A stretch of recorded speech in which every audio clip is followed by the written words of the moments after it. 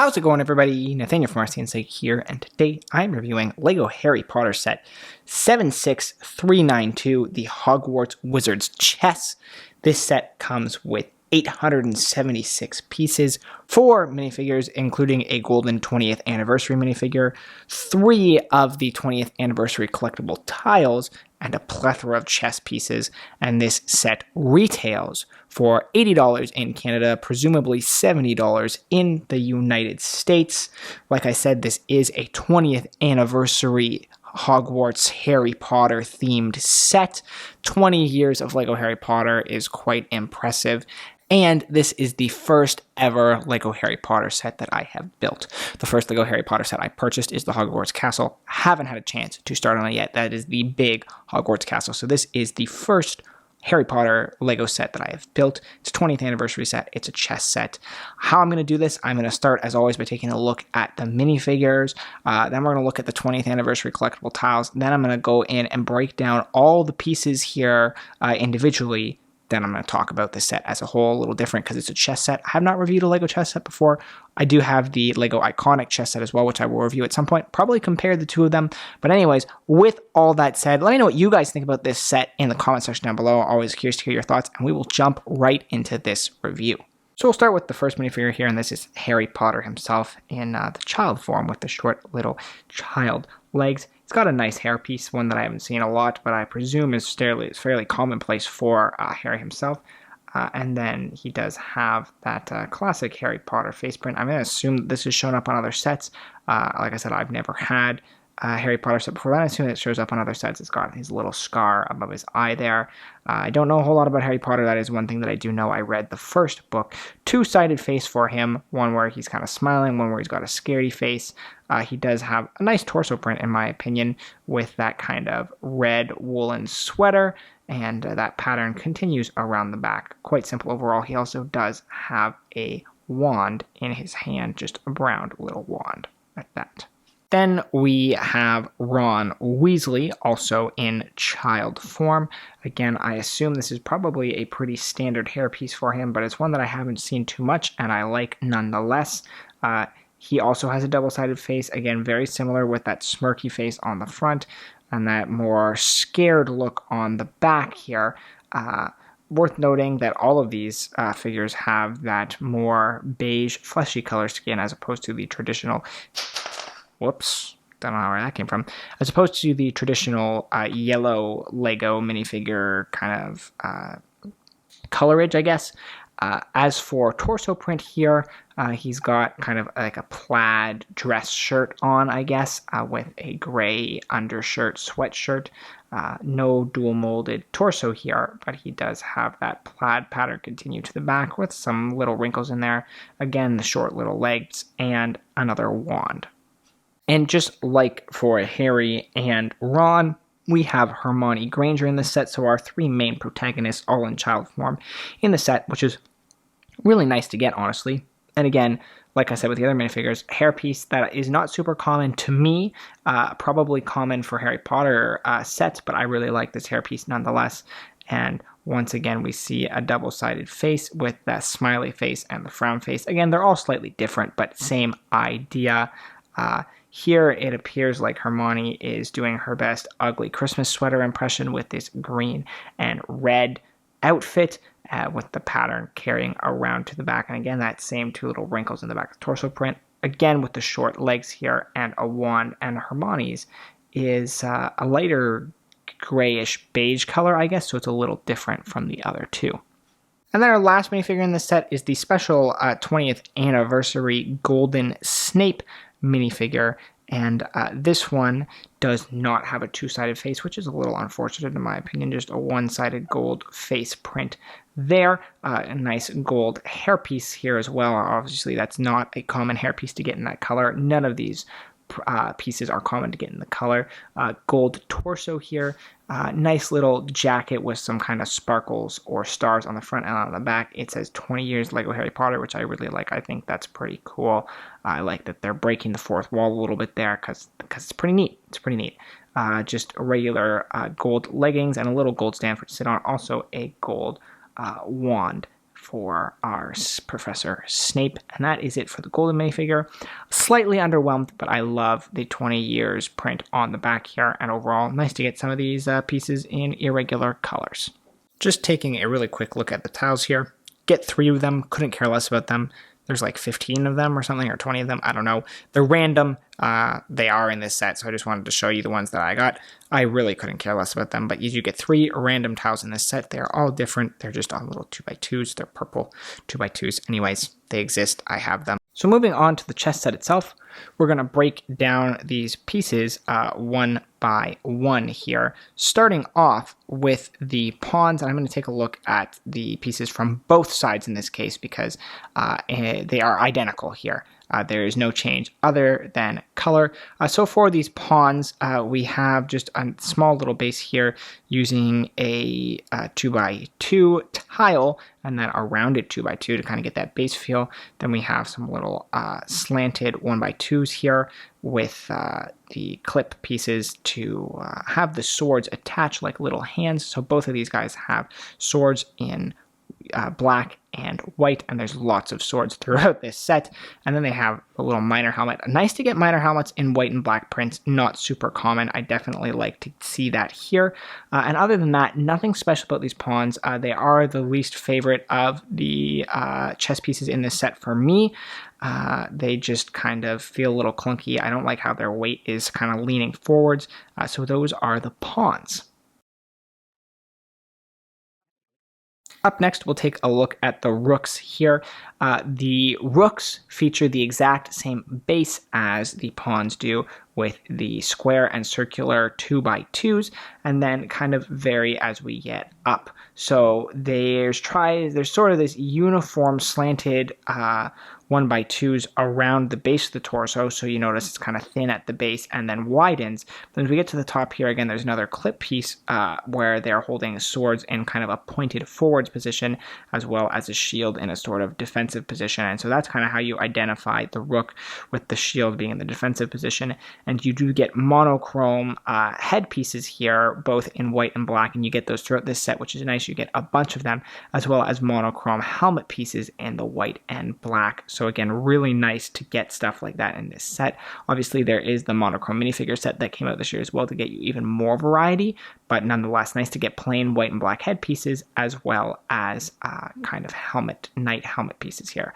Overall, I quite like these rook figures. Not my favorite in the set, but I think the rook pieces look pretty good. I love the use of the triangle-based 2x2 plate as a shield. I think it looks fantastic.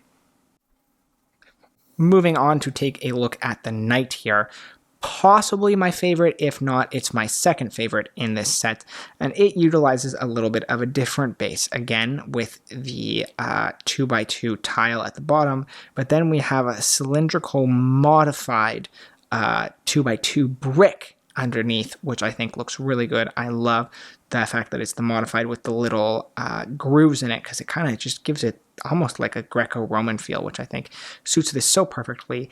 And then I love the way we have like a miniature horse, but they did a fantastic job at making it look like a horse that's sitting on an angle, like it's kind of up on its 2 front legs, you know, that classic horse position. I think it looks really good like that. And again, we have the sword and the rider with his sword pointed out forwards.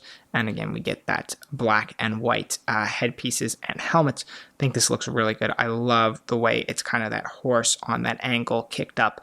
So cool and easily distinguishable for this piece, which I really, really like. Then up next, we have the bishop, which I think this is okay. It does its job. Obviously, the easiest way to pick out the bishop is that he has this little staff with the kind of rope at the end here, this rope piece. So it looks like he's got kind of like a staff with a whip on the end, which is an interesting choice for the bishop. As for the base here, we're back to that square and circular 1x1 plates there. and then getting up to the chest. It does make use of these 1x3 tiles, which I think look nice on the chest here. The black does look better in person, though I think I do prefer the white pieces. We'll get to that later. I do like the way they've done the arms here, where it's almost like one's up and one's down with these slanted 1x2 inverted, and then same thing, exact same helmet pieces that we've got on the last two pieces for this. Overall, I think it's an okay figure, but you know, it is distinguishable through that little staff. Then we have the Queen, and this is another one that I'm not too fond of.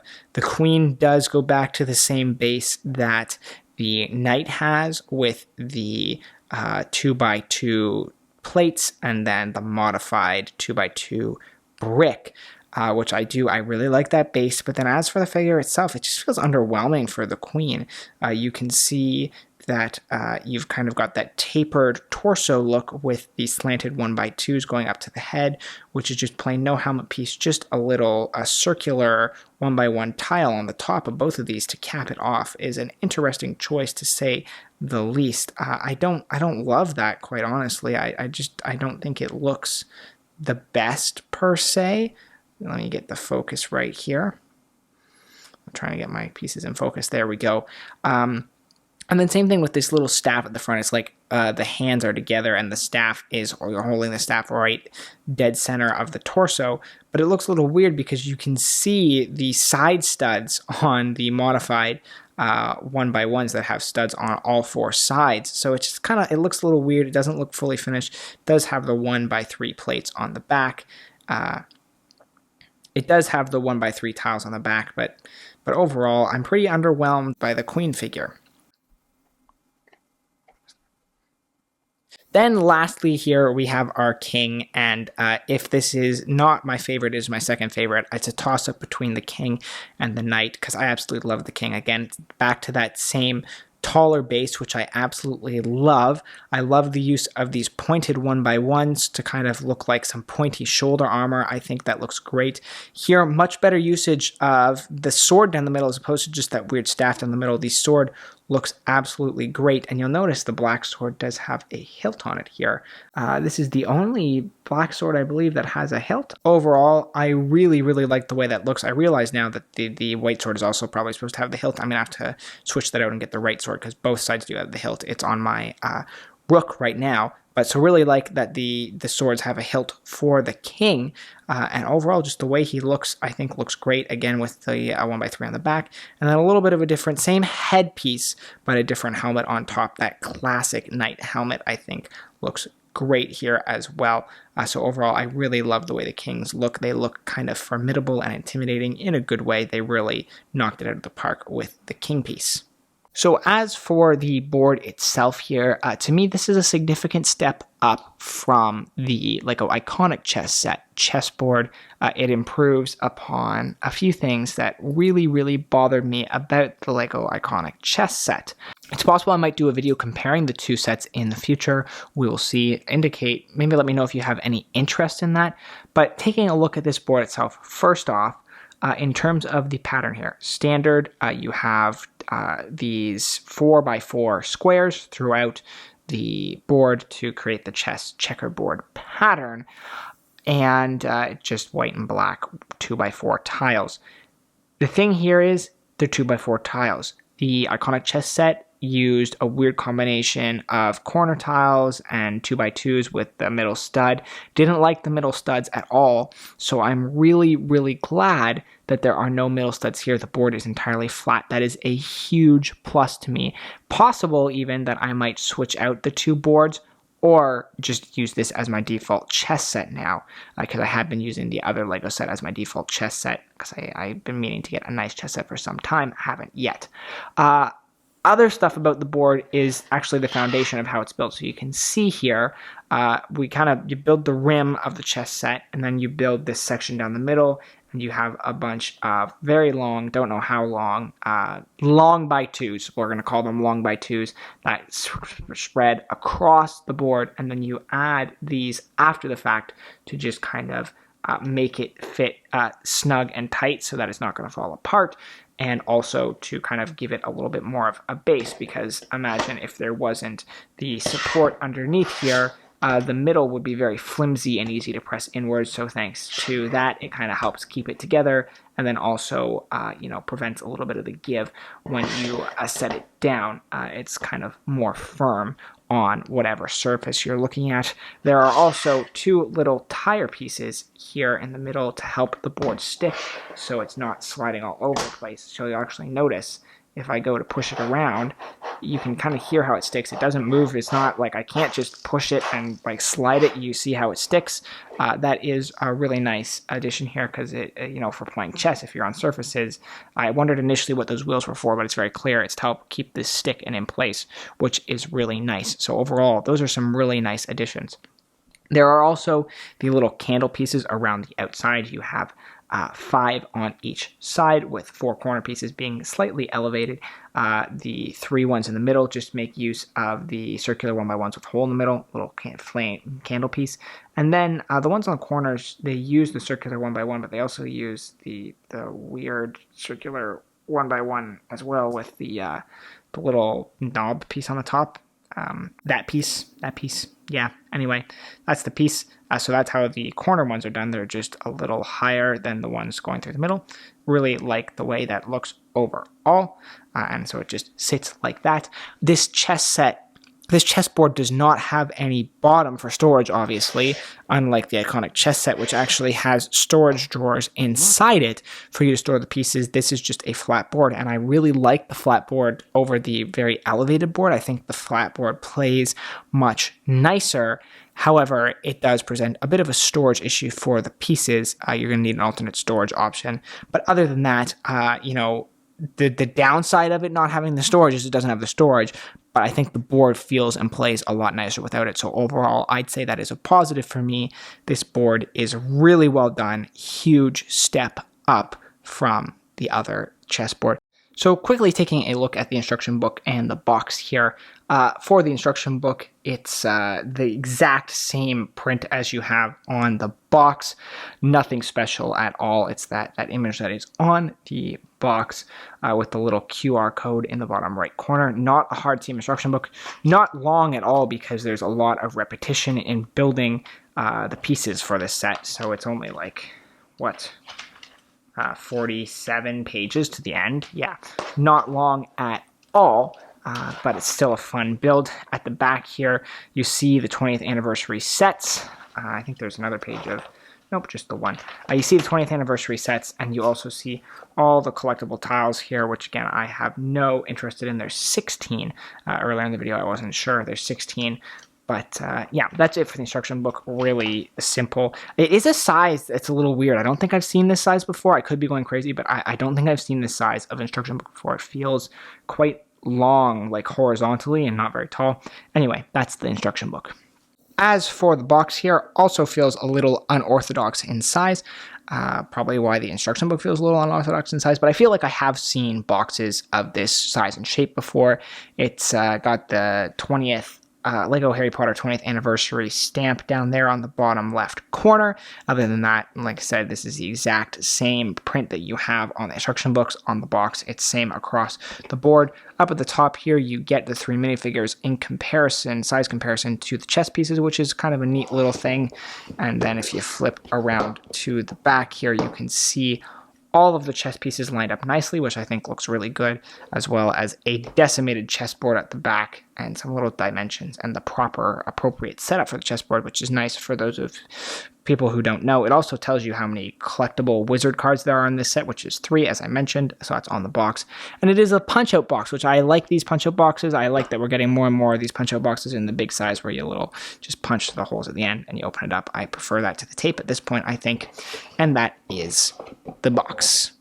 So overall, what are my thoughts on this set? Well, there's a lot that I like, and there's some things that I don't like. So as I mentioned when I was talking about the board really improves upon the things that I didn't like from the iconic chess set, and the pieces also feel more unique than they did the iconic chess set. There are some drawbacks here. Couldn't care less about the 20th anniversary tiles. I don't even know why they're in there. And for people who are collectors of the Harry Potter sets, they might like getting the additional Harry Potter minifigures in here. I don't really care about that much either. One of my complaints with this set is that the pieces can be a little bit difficult to distinguish just at a glance. There are obviously features to distinguish all of them, but there are a lot of similarities amongst them that can be a little bit of challenge on first sight. So those are a few of the small drawbacks, but overall, I think they did a pretty good job with the pieces outside of the pawns, which I really don't like. I think the pieces do look good here, and they're distinguishable enough, and this will be fun to play. The board is definitely an improvement over the iconic chess set, but the drawback with the board being an improvement is there is not the storage for the pieces, and the set does not come with a storage option, so you're probably going to have to get separate bags to store your pieces in when you presumably store the set in your games cupboard, unless this is going to be a display piece, in which case this also works great as a display piece, but I would assume, this is a fully functional chess set, that it would be used as such. I'd be very surprised if people didn't use it as such. It would be a little pointless just to have it sit on display and collect dust, in my opinion.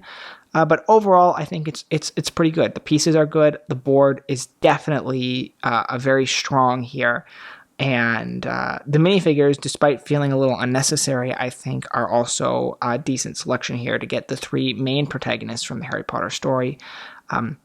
I just like some little details, as I mentioned, like the little candles around the board. So all in all, I'm very happy with this set, and at the $80, $70 in the US, presumably, for 876 pieces, you get a very good price-to-piece ratio for a set that is fun to build and looks great on display, but also is a functional chess set. So, fans of chess, fans of Lego, fans of Harry Potter, there's something for everyone in this set, and I think that is why I really like it. And I would strongly recommend to anyone here that they go and pick it up. So that is my review for the LEGO Harry Potter Hogwarts Wizards chess set. If you guys like this video, click the like button down below. As I mentioned at the beginning, I'm always interested to hear your thoughts about these sets, what you think, so leave a comment down below. If you guys like this content, reviews and stuff, check out the channel. There's tons of LEGO reviews, news videos, even some speed builds, other stuff like that, as well as a plethora of other toys and games content. I try to stay really on top of LEGO as best I can, and I am reviewing a bunch of the new LEGO Summer 2021 sets, so you can expect those reviews in the coming days. So if that interests you, check out the channel, subscribe so you can be notified as soon as those videos and those reviews come out. And with all that said, thanks so much for watching, guys, and I will see you in the next video.